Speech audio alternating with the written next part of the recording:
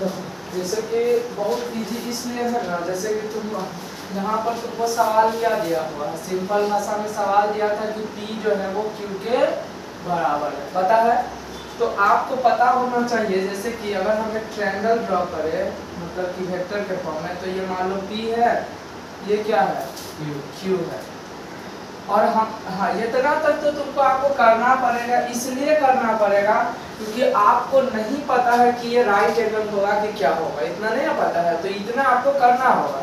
वो लोग जानता है इसीलिए खटदौड़ बना दिया, अलग बात है।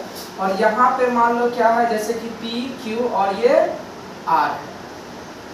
तुमको एक चीज पता होना चाहिए, P और Q दोनों, अगर मान लो अगर हम ये प्रूव करने में कामयाब हो चुके हैं कि ये 90 डिग्री है, तो बताओ ये 90 है, तो अब बात आ गया ये 90 है, तो दिमाग लगाइए P और Q दोनों बराबर है।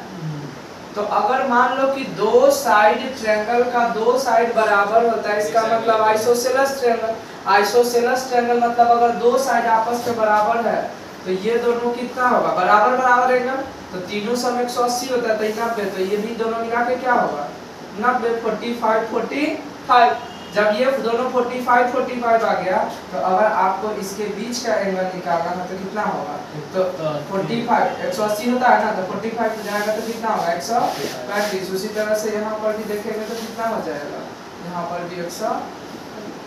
कोई एक मेथड यूज कर सकते हैं।